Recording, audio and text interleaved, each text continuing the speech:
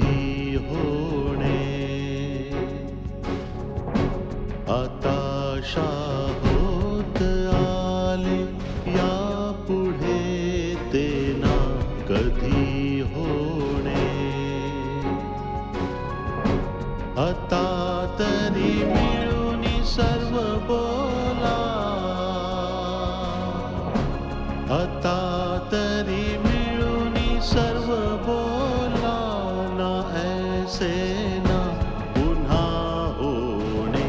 हताशा होत आले या पुढे ते ना कधी होणे. होता अडकलो होतो आज मी. कसं तरी जीव वाचवून आलोय.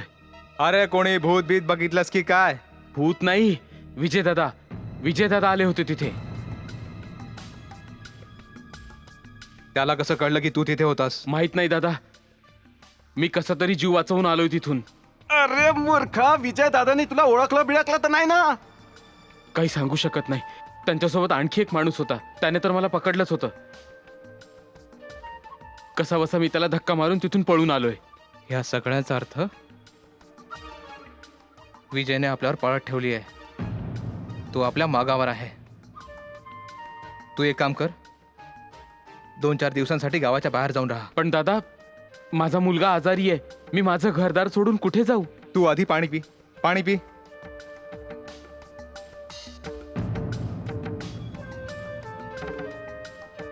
घरदार प्रिय आहे की स्वतःचा जीव? विजयला कळलं तर तो काही ना काही उलथापालथ नक्की करेल. आणि 2-4 दिवसांचा तर प्रश्न आहे. तुला काही कायमचं तडीपार नाही करत. चल जा. ठीक आहे दादा, माझ्या घराकडे लक्ष ठेवा. थांब थांब थांब थांब थांब. काय दादा? हे सांग, ज्या कामासाठी पाठवलं होतं ते काम पूर्ण केलंस की असा शेपूट दुमडून पळून आलास? हो दादा, मी सगळ्या कागदांना आग लावूनच निघालो होतो तिथून. आतापर्यंत तर सगळी कागद जळून गेली असतील.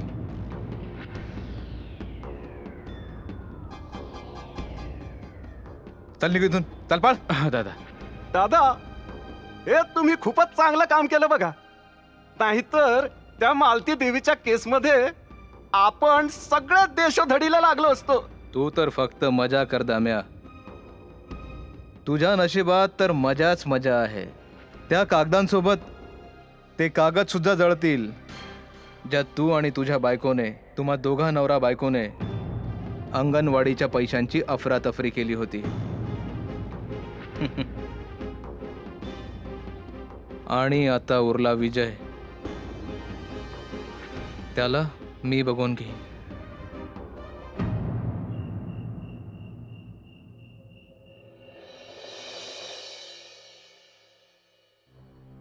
झोपला?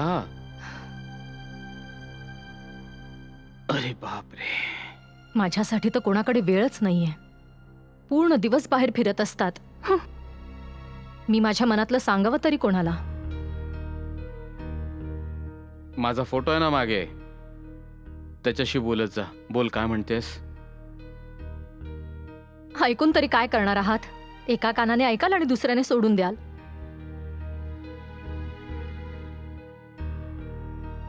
अरे बापरे, आज तर तू अगदी राणी कैकेयीचाच अवतार धारण केलायस. हो, जणू काही तुम्ही मला वरच देणार आहात. काय झालं? हा, आज तुझं डोकं जरा जास्तच तापलंय. सांगशील का काय झालंय? तुम्ही कधी स्वतःचा विचार का नाही करत? पुन्हा तेच सुरू झालं तुझं रामायण.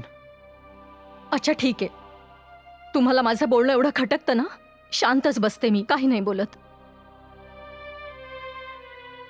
अगं, तुला सध्याची परिस्थिती समजत नाही का? हा, सगळेजण एवढे अस्वस्थ आहेत. आणि माझी अस्वस्थता, त्याचं काय? तुला कसला त्रास होतोय? काय झालंय तुला? मी नाही अशी जगू शकणार. जनावरांसारखं दुसऱ्याच्या आधारावर मला नाही जमणार. अगं, असं काही काय बोलतेस तू? ही काय पद्धत झाली का बोलायची तारा? हा, उचलली जीभ की लावली टाळ्याला? तुम्ही असं करा, त्या निरंजन भाऊंना फोन करून नकार कळवा. ते उगाच सारखे फोन करत असतात. तुमच्याने तर एवढंही होत नाही की त्यांना फोन करून नकार सांगावा. काय करू मी? हा, दादा वहिनीला अशा परिस्थितीत सोडून शहरात निघून जाऊ सूटबूट घालून. गावातली लोक काय म्हणतील? बरं, लोकांचं सोडून दे, मला स्वतःला काय वाटेल? याचा अर्थ तुम्ही आयुष्यभर या गावातच राहणार? शहरात जायची इच्छाच नाहीये? इच्छा आहे, जायचंय, पण असा मुळीच नाही जाणार. तारा, 4 पैसे कमी कमवेन, पण इथेच राहील, माझ्या कुटुंबासोबत सुखाने.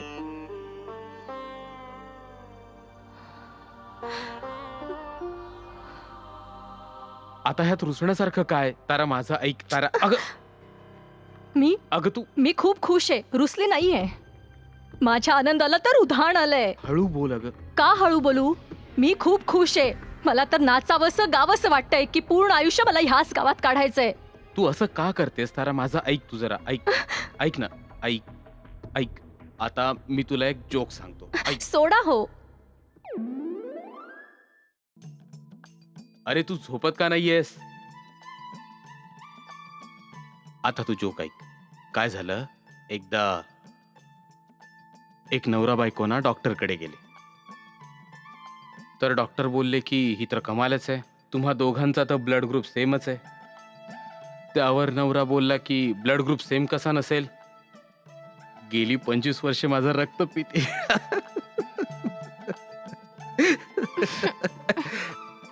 म्हणजे मी तुमचं रक्त पिते? मी तुझ्याबद्दल थोडीच बोललो, मी जोक सांगितला ना, मनाला सोडा कशाला हो, लावून घेतोस? सोडा. अगं तारा, एकदा जाऊन जरा माझ्यासाठी पाणी घेऊन ये ना, आणि लाईट ऑफ कर.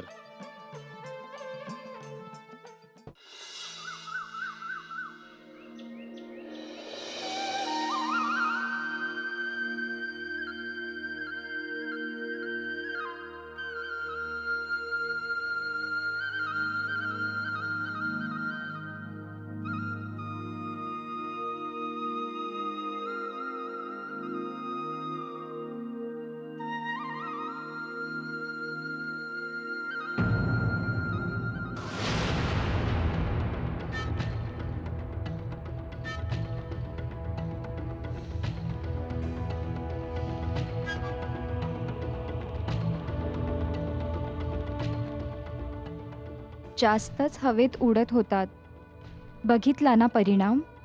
ह्यालाच म्हणतात ज्याचं काम त्यानेच करावं, नसत्याचा पती तोंड घशी पाडी. कळलं ना काय होतं? आता तरी डोकं ठिकाणावर येईल, आणि जर नाही आलं तर ह्यापेक्षाही मोठी शिक्षा मिळेल.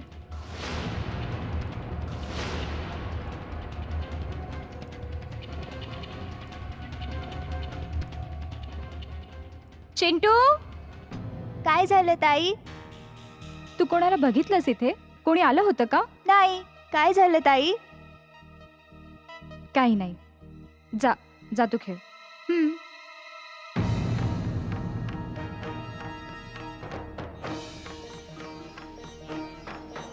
ह्याचा अर्थ हा की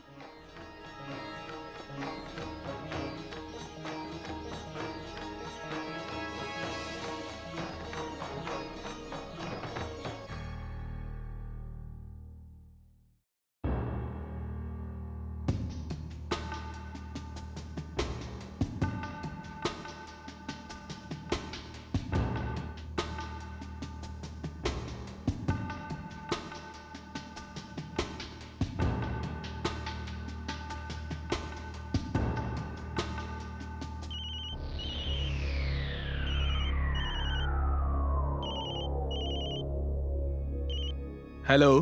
मंत्री साहेब, मी बोलतोय विक्की. अरे नाव घ्यायची गरज नाहीये, नावासोबतच तुझा फोटोही येतो माझ्या मोबाईलवर. मंत्री साहेब, खूप महत्वाच्या कामासाठी फोन केलाय, नाहीतर आपल्या दोघांचेही फोटो छापून येतील. अरे अरे तुला नक्की काय सांगायचं आहे, बोल ना. अहो साहेब, तुमचा हाच तर प्रॉब्लेम आहे, तुम्हाला काही समजतच नाही. आपल्याच विश्वात हरवलेले असतात, जगात काय चाललंय त्याकडे तुमचं लक्षच नसतं. अरे कशाला कोड्यात बोलतोयस, सरळ सरळ सांग ना. तुमचं तर आमच्या गावाकडे काही लक्षच नाहीये. गावात सध्या वातावरण कसं आहे याची तुम्हाला काही कल्पना आहे की नाही? अरे विक्की भाऊ, तू असताना गावातलं वातावरण कसं बदलू शकतं? मी तर गावातल्या लोकांना समजावण्याचा प्रयत्न करतोय, पण ते लोक खूप चिवट आहेत. खास करून तो बाबूलाल. अरे हो, तो तर समजून घेण्याचा प्रयत्नच करत नाही. काही एक ऐकून घ्यायला तयार नाही. तेच तर मी सांगतोय. तो ना ऐकून घेईल आणि ना कोणाचं बोलणं समजून घेईल. सत्य आणि प्रामाणिकपणाच्या गोष्टी सांगत फिरत असतो. बोलतोय गावात सगळे एकजुटीने राहतात. इथे राजकारण होऊ देणार नाही. ठाऊक आहे, ठाऊक आहे, ठाऊक आहे. खरं तर हे आहे मंत्री साहेब, की तो स्वतः राजकारण करतोय आपल्या विरुद्ध. हे बघ विकी भाऊ, मला तर काहीच कळलं नाही किंवा काहीतरी कळलंय, पण तू स्पष्टपणे सांग. आता सगळं काही फोनवरच बोलू का? अरे मग विकी, इथे ये, माझ्यासोबत बस, चर्चा कर आणि सांग नक्की काय घडलंय. ठीक आहे मंत्री साहेब, मी येतोय. हो ठीक आहे, ओके.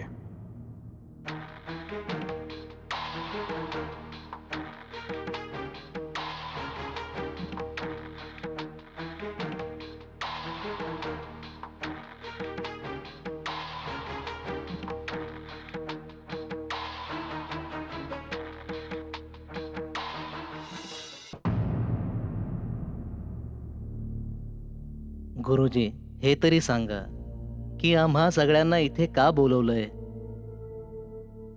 चाचा, पाणी आता डोक्यावरून वाहू लागले.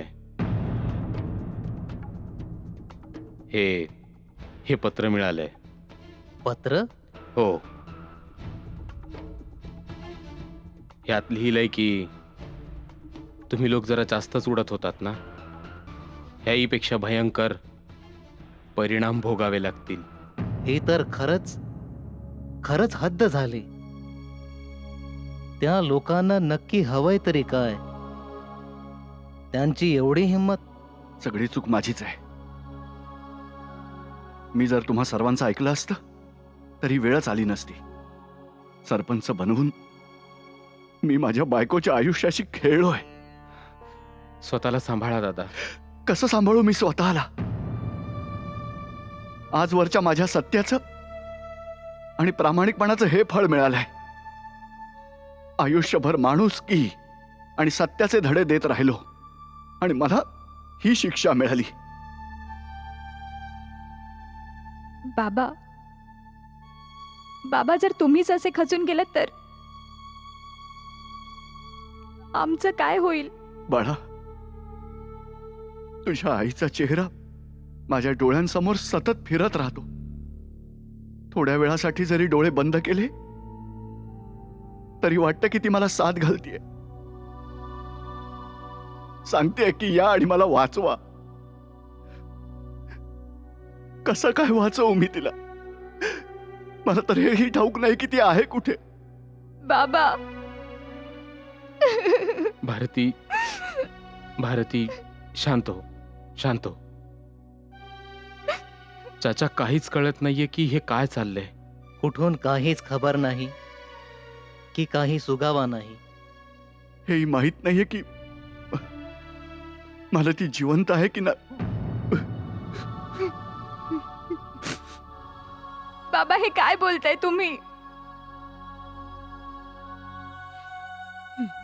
बाबा, भारती, शांत हो, शांत हो. असं काही होणार नाही दादा. एवढा बेरहम नाही होऊ शकत खुदा. मालती जिथे कुठे असेल नक्कीच सुखरूप असेल. बरोबर बोलताय चाचा. आम्हा सर्वांची परीक्षाच घेतोय देव. आणि गुरुजी, काय झालं? मला ती बद्दल काही कळलं का?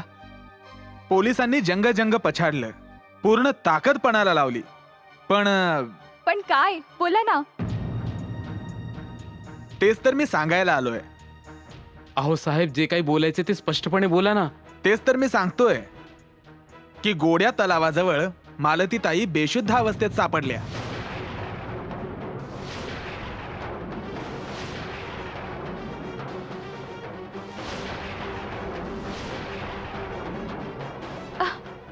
आई सापडली?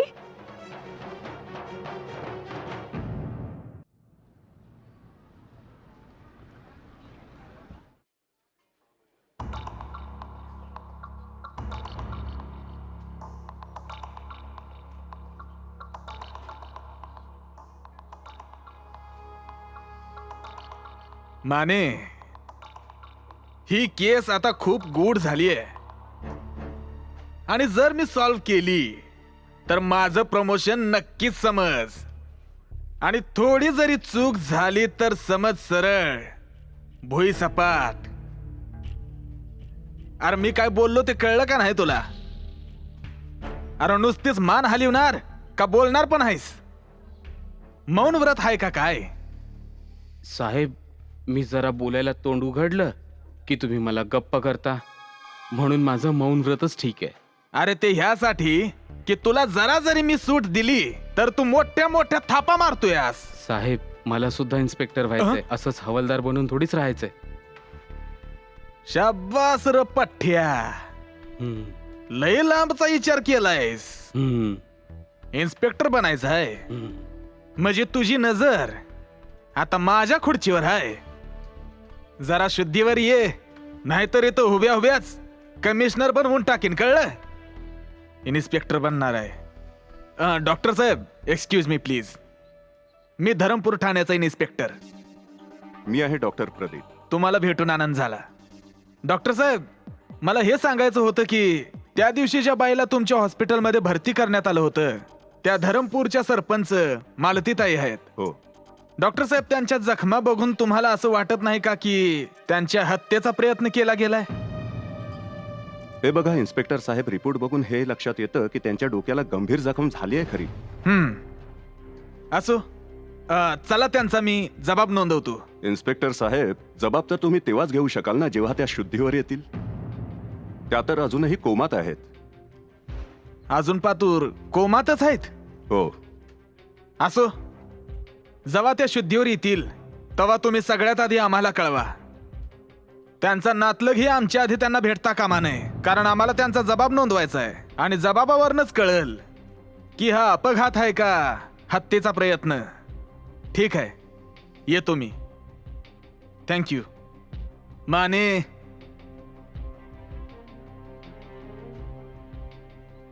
पाटील साहेबांचा रिपोर्ट आला तर तुम्ही यांना द्या. डॉक्टर साहेब, त्या मालतीताई, तुम्ही त्यांचे कोण आहात?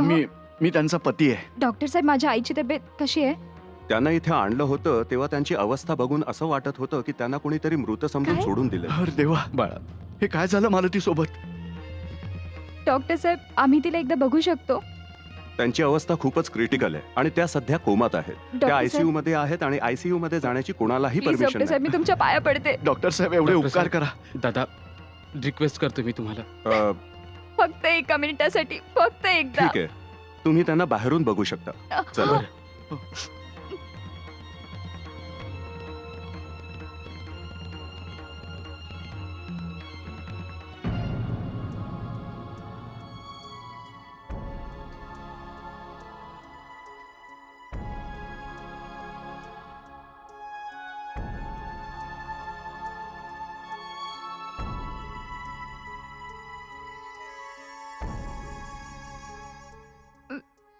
आई, भारती, सांभाळ स्वतःला. शांत हो.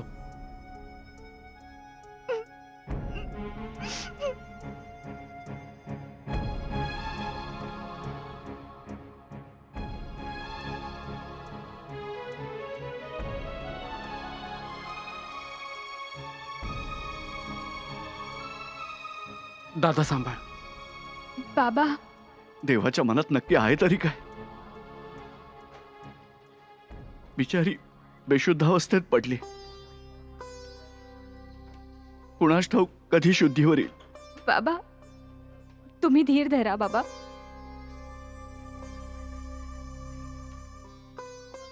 डॉक्टर साहेब, ते माझी आई, काय झालंय तिला? ती अशी बेशुद्ध. हे बघा, त्यांच्या डोक्याला एखाद्या जड वस्तूने जखम झाली आहे. रक्तस्राव खूप झालाय. ब्रेन हॅमरेजचेही चान्सेस आहेत. तसं आम्ही त्यांचं सिटी स्कॅन केलंय. रिपोर्ट आल्यावर सगळं चित्र स्पष्ट होईल. ती बरी होईल ना डॉक्टर साहेब? आम्ही पूर्ण प्रयत्न करतोय. स्वतःला सावरा.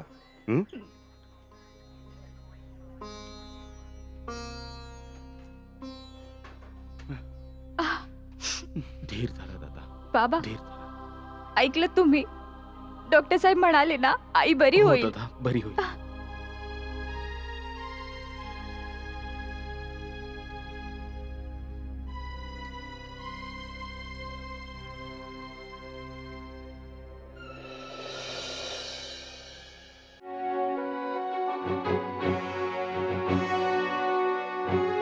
आताशा होत आले या पुढे ते ना कधी होणे